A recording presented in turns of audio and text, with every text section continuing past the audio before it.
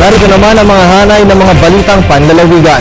Pinangalanan na ng AFP ang bagong commander ng 1,001st Brigade sa Compostela Valley. Kung sino ito, alamin natin sa ulat ni Eddie Arellano ng PTV Davao.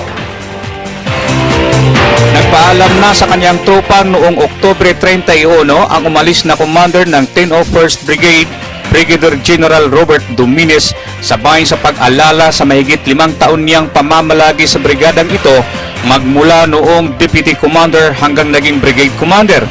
Hinabilin din niya sa pumalit sa kanya na ipapatuloy ang kanyang nasimulan na pagbabago at mga tagumpay na nakamit dahil dito. Medyo masaya na malungkot.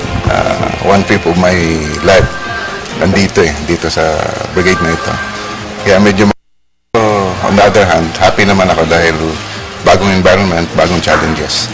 Ayon naman kay Colonel Angelito De Leon, bagong commander ng naturang brigada, ay pagpatuloy niya ang nasimulang programa ni Dominez at ipapatupad din niya ang bagong programa ng Philippine Army na gawing professional ang tropa na magiging katuwang ng mga mamamayan tungo sa katahimikan at kaunlaran ng Compostela Valley Province.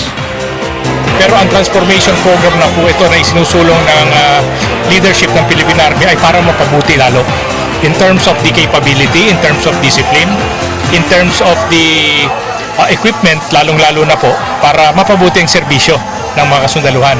Ang isa pa pong susundin natin na isusulong na napakahalagang programa ay gaya nga ng nasabi ng ating presiding officer kanina, si Major General Bernardo, ang IPSP Bayanihan. Sa talumpati naman ni Major General Ariel Bernardo, 10th Infantry Aguila Division Commander, na focus at kaalaman sa kanyang tungkulin ang magiging sandata ng isang Army Commander.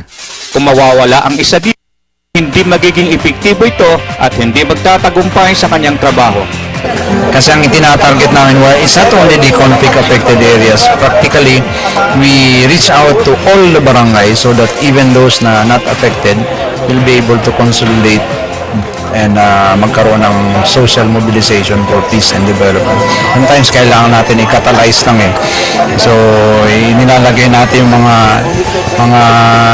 dapat na mekanismo doon, just like pina-activate natin yung Barangay Peace and Order Committee kasi sometimes hindi gumagana He earned his star here in 101st Brigade, and the legacy I think that he can leave is as of now, Compostela Valley has been enjoying an ambience of peace.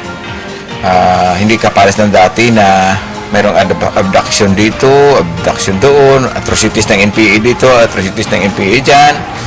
Si Dominez ay lilipat sa 7th Infantry Division bilang Assistant Division Commander.